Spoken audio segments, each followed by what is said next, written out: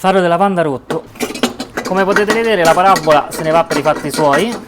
Ci sono 3 ganci, 1, 2, 3, tutti e 3 rotti e purtroppo non c'è altro da fare che sostituire tutto il faro. Allo sfascio ho rimediato questo faro per meno di 10 euro che è messo malissimo, ma incredibilmente i 2 ganci superiori della parabola sono ancora funzionanti. In questo video proviamo a tirare fuori da 2 fari rotti uno funzionante.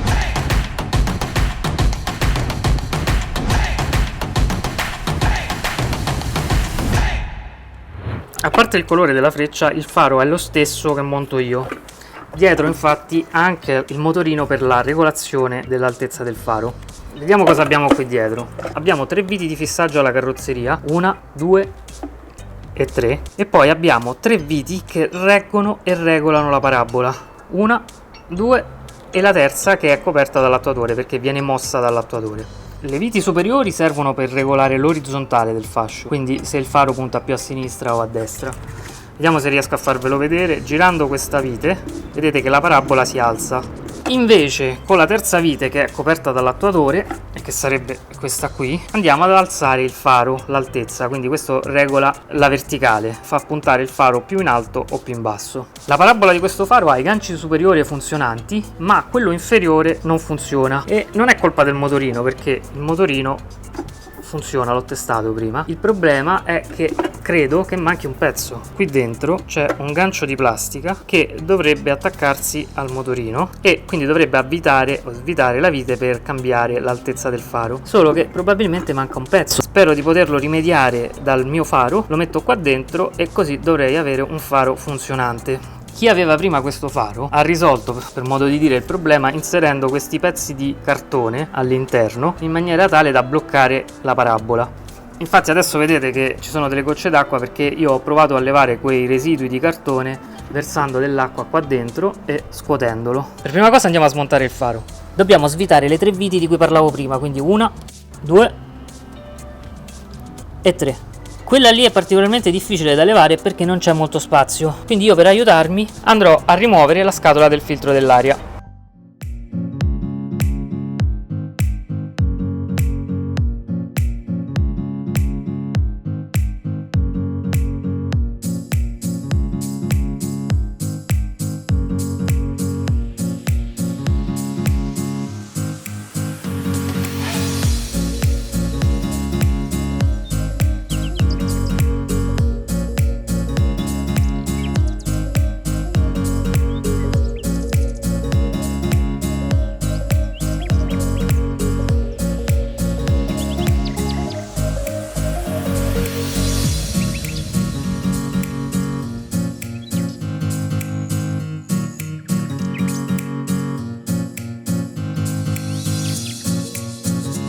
Ora che abbiamo svitato tutte le viti, il faro è libero e esce.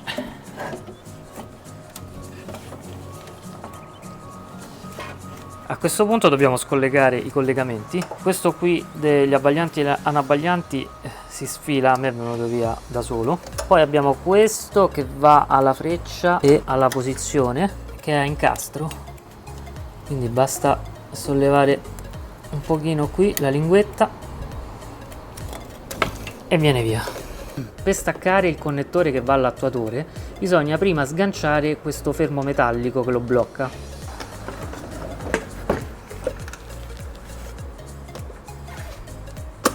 Ecco, è venuto via.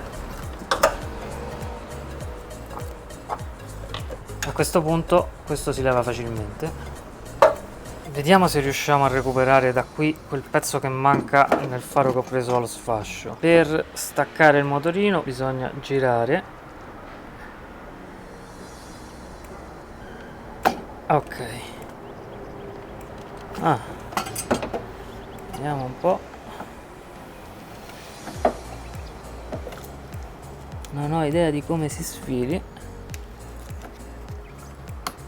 Ok, è a pressione. Quindi, eccolo qui.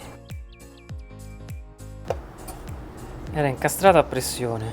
Vediamo se l'aggancio è lo stesso dell'altro faro.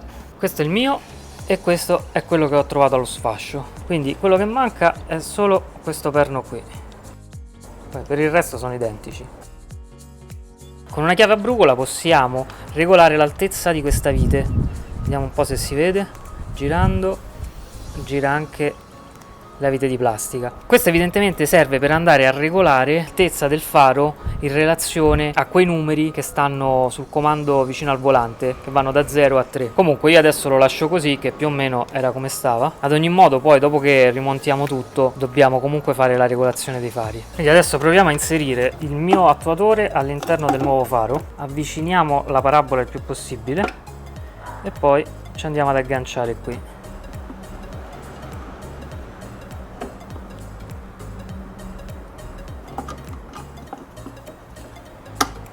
Ecco, ha fatto clic, si è agganciato e adesso rimetto in posizione l'attuatore. Ecco fatto. E la parabola è fissa. Dobbiamo però sostituire anche la vecchia freccia perché questa è bianca, io ce l'ho arancione, quindi si svitano queste. Queste sono di plastica e si rompono con una facilità estrema. Infatti questa qui si era rotta e l'hanno sostituita, l'hanno fatta diventare a taglio. Anche questa guarnizione non è messa bene, quindi ci rimetto quella mia. Il problema della mia freccia è che le mie viti sono messe veramente male, quindi bisogna fare con delicatezza.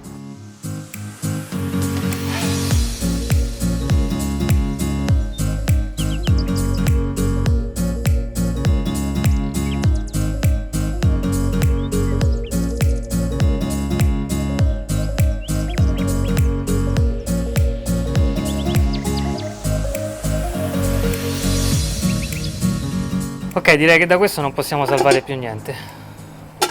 Mettiamo la guarnizione che abbiamo preso dalla mia freccia e la andiamo a mettere sulla freccia dello sfascio.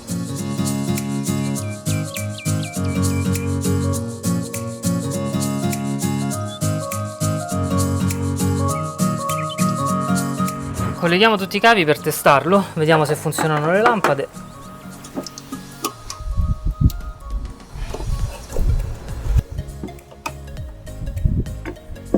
Proviamo.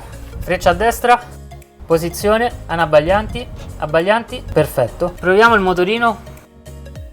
Adesso stiamo a 0. Andiamo a 3. Che si muove. Perfetto. Ora che siamo sicuri che funzioni, andiamo a rimettere il fanale della freccia. Come queste viti sono delicatissime, adesso ci mettiamo un po' di svitol. Così la prossima volta che le svitiamo non dovremo avere problemi.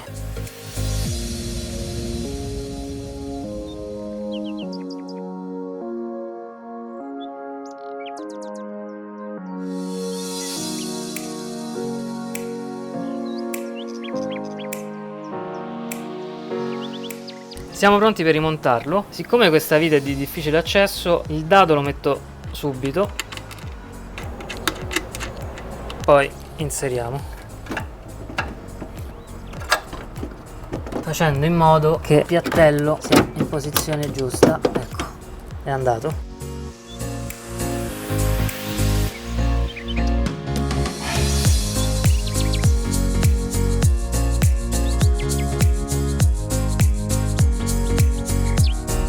Ora dobbiamo rimontare la protezione. Questo cavo lo facciamo passare qui.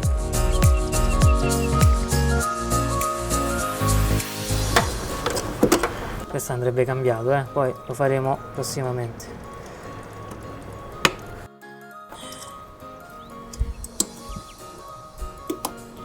Ricolleghiamo anche questo e qui dobbiamo reinserire il fermo metallico. Basta spingere e si incastra.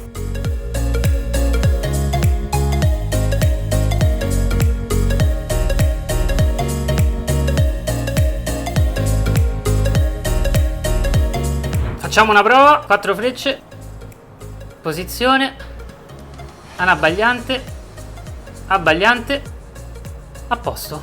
L'unica cosa che rimane da fare adesso è la regolazione della parabola, perché adesso ovviamente punterà a caso, ma questo probabilmente lo vedremo in un prossimo video. Bene, direi che ce l'abbiamo fatta. Da 2 fari rotti ne abbiamo tirato fuori uno integro e funzionante e con una spesa di appena 10 euro. Per oggi è tutto, ci vediamo al prossimo video. Ciao!